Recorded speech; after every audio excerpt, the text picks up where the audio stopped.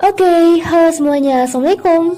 Kenalin, namaku Faiza Arzak. Aku merupakan mahasiswa semester 3 jurusan Komunikasi Penyiaran Islam di salah satu perguruan tinggi swasta yang ada di Bogor.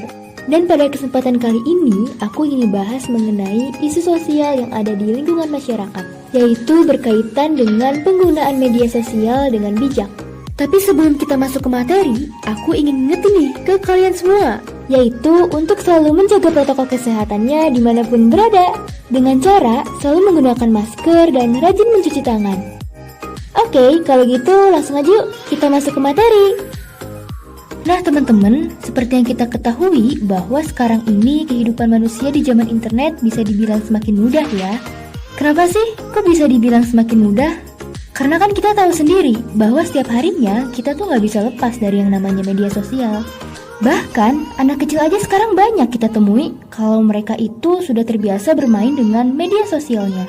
Padahal kalau menurut saya pribadi, anak kecil itu seharusnya dijauhkan dari yang namanya media sosial. Karena kebanyakan dari kalangan anak muda tuh sulit untuk menyaring mana yang buruk dan mana yang baik ketika mereka mendapatkan suatu informasi dari media sosial. Nah, ketika mereka tidak bisa menyaring informasi apapun dalam media sosialnya, hal inilah yang ditakutkan akan menjadi masalah sosial bagi si anak tersebut. Bahkan bahayanya, kalau mereka tidak bisa menggunakan media sosial dengan bijak, media sosial itu sendiri yang nantinya akan menjadi alat bagi mereka untuk melakukan tindakan kekerasan terhadap teman-temannya. Seperti kasus bullying, pelecehan, serta juga kejahatan lainnya yang muncul dalam media sosial. Maka dari itu, aku ada tipsnya nih, cara untuk menggunakan media sosial dengan bijak.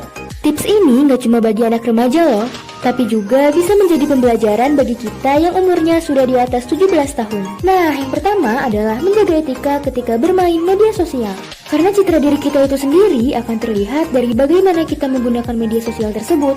Seperti ketikan kita ketika di media sosial, komentar-komentar yang kita berikan di media sosial, atau apapun yang kita sharing di media sosial. Itu semualah yang akan membentuk citra diri kita seperti apa. Tips yang kedua adalah berpikir terlebih dahulu sebelum kita menggunakan media sosial. Jadi kita harus cari tahu dulu nih, apa sih dampaknya dari semuanya ketika kita mengunggahnya ke media sosial. Hal ini dilakukan agar tidak merugikan diri kita sendiri dan orang lain.